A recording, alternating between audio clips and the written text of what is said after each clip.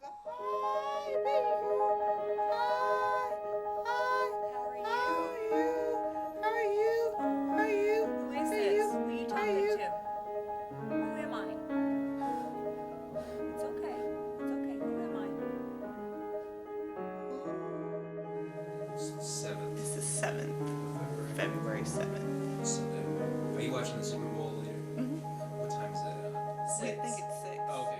Oh, we're playing. But I really thought it was meningitis because of the body ache and the neck aches and everything that I had. But when I went to stay with my parents, when I started passing out, and I had a horrible headache that would not go. The headache started on like a Wednesday, and it didn't go away forever. And she just kept telling me, Mommy, I just feel funny. Everything just feels funny. And she just couldn't explain to me what the funny was. She's just, I just don't feel right. My body doesn't feel right. Everything feels strange. When she blacked out, she was in my hands. So I had my arms around her. And she said, Mommy, everything's going black. And then the next thing you know, her head tilts back. Her tongue comes out. Her head's shaking and her eyes are rolling back, and she drops to the floor. I'm still screaming, Kira, Kira. And finally she goes, Mommy, will you tell those people to stop fighting? And I said, Kira, what do you mean? She said, there's too much noise in the room. The people are fighting in the room. Will you just tell them to stop? And I'm like, Kira, there's nobody in the room. It's just you and Mommy. She goes, yes, there is. They're over there in the corner. Don't you hear them? And I'm like, no, Kira.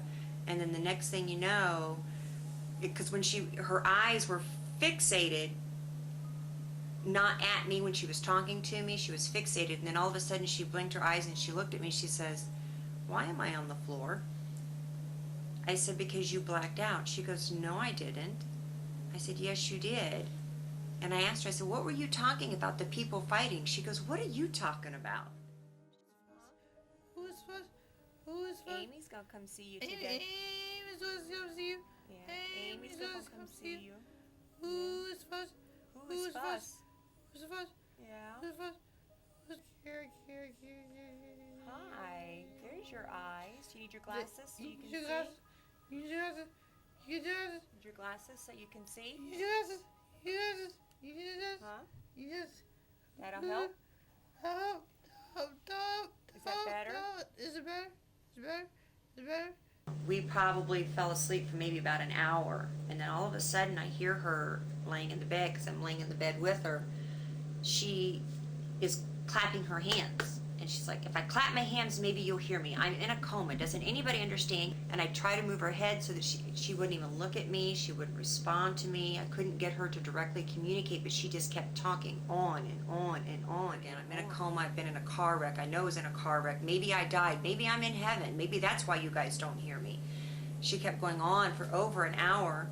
I finally called my sister, and by the time she got here, she was laying in on the bed screaming, but she was having a baby, and she was going through labor and contractions, and she wouldn't respond to either one. I can remember the very first night that she was admitted, she asked me to stay with her the night, because when she closed her eyes, she would see things. She would tell me at night, she's like, Mommy, I don't want to be alone, because when I close my eyes, I see the goblins.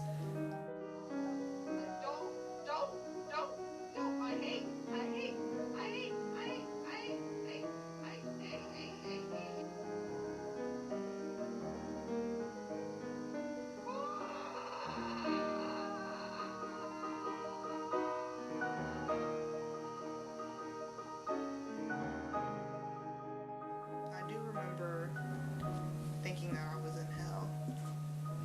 Like literally. Like literally? Yes. I remember her looking like she had horns, like she was evil. That picture, I threw it because I thought that his mouth was moving and telling me to keep my mouth shut. And The picture of your husband over there. his eyes were like glowing red or something. But I remember him a little bit seeing me in the hospital. I don't remember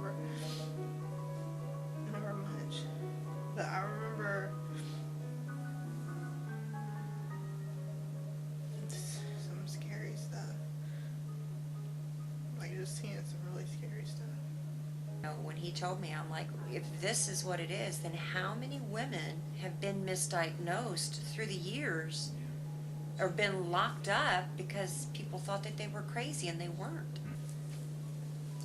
How many women have lost their lives to it as well?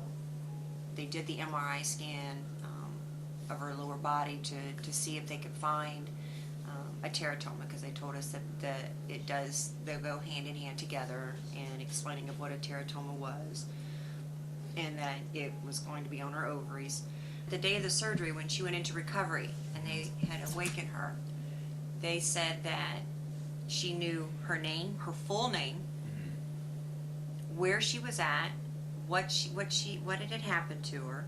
She knew her husband, her birth date, her anniversary, and those 6 questions have been asked to her 50 million times in a day by how many doctors. Every time a doctor come in, they'd ask her those questions. And when they told us in recovery that she rattled off the answers to all 6 of those questions, we were like, you have got to be kidding me. That was the first time she'd be able to do that since before she got sick. Come on, guys. Okay. We can do this. Ready? Put our heads Okay. together. You ready? Yeah. Okay. Let's put our brains together to support brain research. Awesome. Yeah! Let's do it one more time. Just